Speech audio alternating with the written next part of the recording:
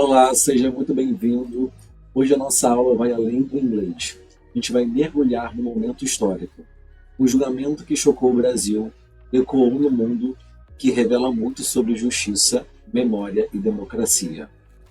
Vamos analisar juntos uma reportagem poderosa da CNN sobre a condenação de Jair Bolsonaro e o impacto disso nas relações do Brasil e Estados Unidos. Mas atenção! Esta não é só uma aula de vocabulário ou gramática. É uma aula de consciência. Você vai aprender inglês através de temas que importam, com expressões reais, metáforas ricas e reflexões profundas. Então, pega o papel e caneta, abre seu coração e sua mente, porque a gente vai estudar aqui para transformar não só o seu inglês, mas também a sua visão de mundo. Let's get started! Então, gente, olha, vamos começar a nossa aula e é isso, vai ser uma aula pautada, né, nesse pensamento, uma aula sobre inglês, mas também sobre justiça, sobre a consciência, né? E aí a gente se depara logo de cara, né, com o nosso título, que é MAGA, né? MAGA sees Brazil as a harbinger for Trump's U.S.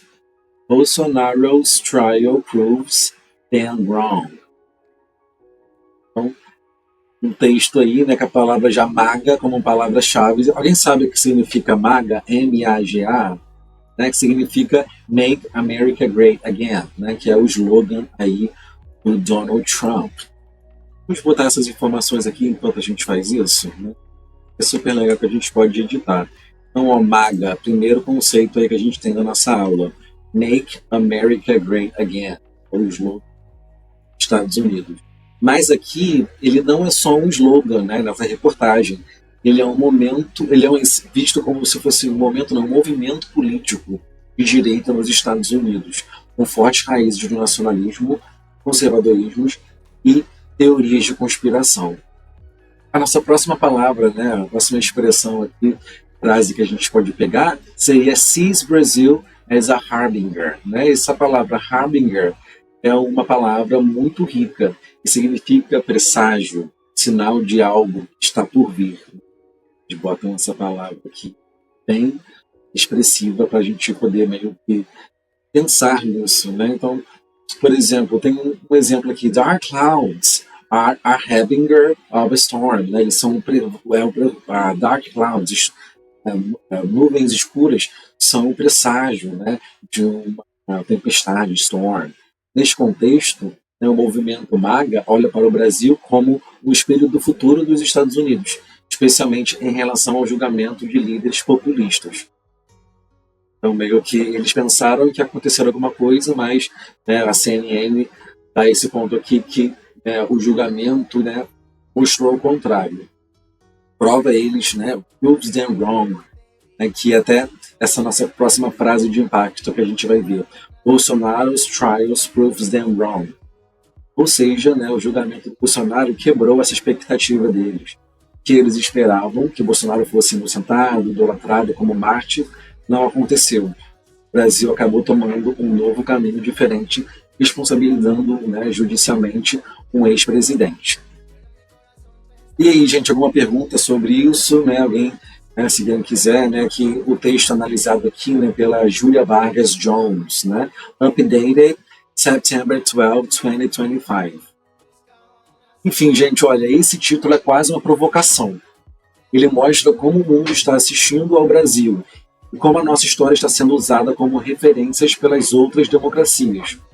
O que está em jogo aqui não é somente um julgamento, mas a ideia de quem está acima da lei, nem o Brasil, nem os Estados Unidos. E é isso que nós vamos estudar aqui hoje, com vocabulário, interpretação e principalmente consciência. Continuando, gente, vamos agora para uma análise linguística, né, aqui, né, isso daqui, né, tem até uma foto dele aqui, né, e aqui fala former Brazilian Jair Bolsonaro outside his residence in Brasília on Thursday, September 11. E aqui o nome aqui, né, do nosso fotógrafo. Né? Então, Aqui fala, né, a palavra former, né? Aparece muito nesse artigo. Former significa ex, anterior, né? Former president, former teacher, que não está mais atuando, né, nesse trabalho, nesse papel ali. Outside his residence, né? Outside his residence, fora de casa, né? Do lado de fora dessa casa. Em Brasília, né, quando a gente fala, né, também um mês ali, né, a gente fala in, né, perdão, quando a gente fala mês, não, desculpa, quando a gente fala em lugares, a gente fala in, e ali, na verdade, a gente tem ali a data, né, on Thursday. Quando a gente fala também de dia da semana e dias também, de números, botamos ali o on, né, on Monday, on September 11, beleza? Ali seria on Thursday, né, on Thursday, on September 11. Que enfim, né, essa imagem aqui dele, né, eles estão fazendo, vamos fazer uma leitura dessa imagem também, né, ali Bolsonaro do lado de fora, né, mas também está fora do poder, né, uma imagem que transmite, né, sei lá, uma coisa, isolamento, uma queda, ou até mesmo, né, uma espera pelo julgamento, ele está ali esperando o julgamento, né, nessa foto. A presença da cidade, né, Brasília, também ancora o leitor na realidade, né, onde ele está. Não é só uma ficção, é um fato, é uma história recente. Enfim, vamos continuar aqui na nossa leitura, né? Vamos agora ler essa primeira parte aqui. Brazil crossed a line on Thursday that it had never dared before. Its Supreme Court convicted former President Jair Bolsonaro of plotting to overthrow democracy. Sentenced him to more than 27 years in prison. At 70, the verdict leaves him facing the prospect of spending the rest of his life behind bars. Ei, gente, alguma dúvida nesse vocabulário? Enfim, vamos continuar aqui, ó. Análise frase por frase. Vamos fazer isso. Brazil crossed a line on Thursday it had never dared before. Né? A gente está falando aqui, essa primeira frase aqui.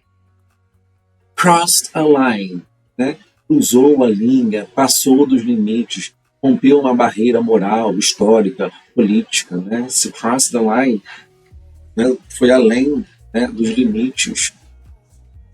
He had never dared before. Outra expressão também que diz sobre, né, que nunca se ousou a fazer antes, o país nunca havia ousado fazer isso antes, né? E que traz até um termo verbal importante, um past perfect, né? Had never dared, né? Ousou, né? Que nunca fez isso, né? Antes.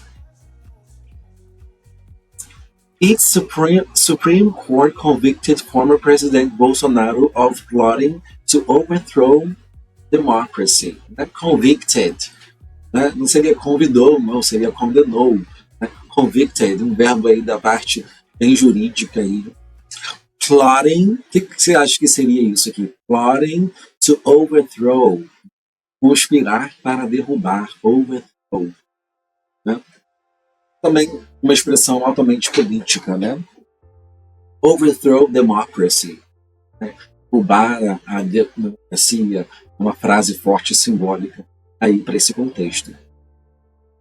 Sentencing him, né? Sentenciando ele, condenando ele, né? To more than 27 years in prison. Essa frase aí, né? Uma prisão real, longa e decisiva. More, né? Mais do que, more than 27 years in prison.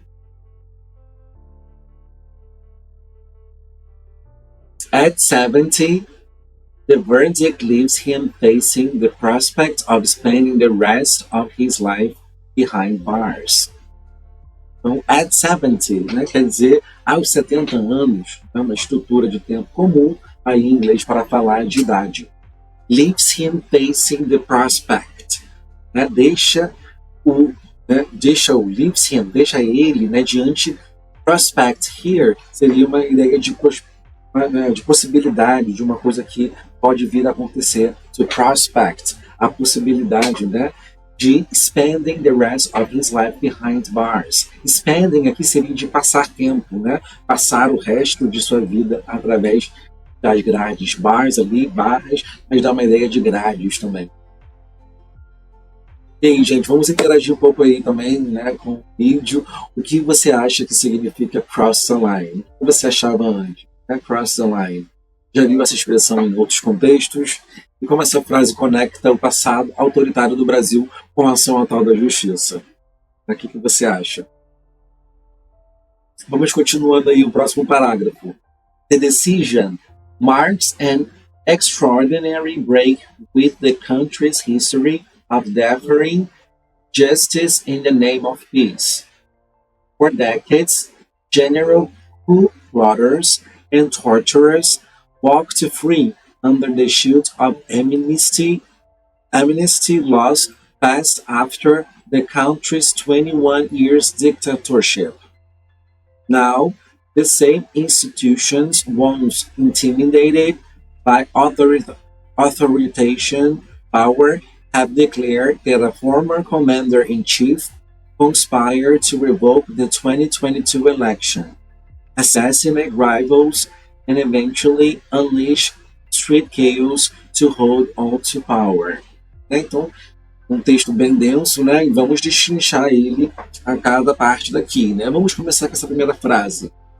The decision marks an extraordinary break with the country's history of deferring justice in the name of peace. Essa parte daqui. Vamos fazer uma análise. Marks an extraordinary break, né? Então, marks an extraordinary break seria meio que ele meio que representa essa ruptura, né? Marca uma quebra, uma ruptura extraordinária no país, né? Uma coisa que nunca tinha sido feito antes, né? E aqui, the country's history of deferring justice in the name of peace, né? Que significa isso, deferring justice, adiar a justiça, não tratar, né, de assuntos como esses, né? Importante aqui, né, para a gente discutir a cultura de impunidade, né? Isso meio que deixa esse pensamento subentendido. In the name of peace, né? In the name of peace, em nome da paz. Uma justificativa, né, comum aí para não punir crimes no passado. For decades, generals, coup plotters and torturers walked free under the shield of amnesty. Essa palavra já está difícil um pouquinho, né? Amnesty laws passed after the country's 21 dictatorship. Né? Então, walked free significa, né, ficaram impunes, né, andaram, né, livres, né, se for traduzir ali pela palavra, né, como a gente traduz geralmente em português, mas walked free significa, né, que viveram impune, né, uma expressão poderosa aí para isso. Under the shield of amnesty laws, né, sobre, né, debaixo, né, embaixo, né, sob o escudo das leis da anistia. Metáfora aqui, né, que mostra uma proteção legal injusta. Eles queriam botar esse pensamento nesse artigo aqui da CNN. Enfim, vamos continuar aqui. Now, the same institutions only... Isso, vamos aqui. Perfeito. Now, the same institutions once intimidated by authoritarian power have declared that a former commander-in-chief conspired to revoke the 2022 election, assassinate rivals, and eventually unleash street chaos to hold on to power. Espero que não esteja falando. Tem umas palavras também meio que não faça esse vídeo ir para frente, porque, né, tem essa coisa também de algumas palavras que não podem falar, né? Mas enfim. Institutions once intimidated, né? O que seria isso? Que ele fala sobre instituições que no passado, né, que antes se sentiam intimidadas, né, de fazer, né, de fazer algumas coisas, né? Commander-in-Chief seria, né, o título formal do presidente também, né? Commander-in-Chief. Conspire, assassinate and unleash seriam verbos ali utilizados, né? Conspirou, unleashed seria meio que liberou, né? Enfim, esses verbos fortes, né, indicam uma ação deliberada e violenta, né? Assim, now the same institutions also intimidated by authoritative powers have declared that the former commander-in-chief, the former president, conspired to revoke the 2022. Então aqui ele meio que vai falando, né, todas as sentenças, né, que ele estava encarando ali, né, a tentativa o plot ali, né, do cancelar as eleições de 2022, né, do presidente Lula, né, enfim, e do Alexandre de Moraes, e Unleash Chaos, né, ele liberou o caos na rua, né, quando estavam no poder. Mais ou menos isso que quer dizer. Enfim, gente, essa parte do texto mostra o Brasil no espelho de sua própria história. Um país que muitas vezes escolheu esquecer, agora escolhe lembrar. Mais do que isso, escolhe agir. Linguisticamente, veja como o inglês usa verbos poderosos, expressões simbólicas e estruturas formais para contar uma história que não é só política. É também profundamente humana. Né? Vamos agora continuando aqui.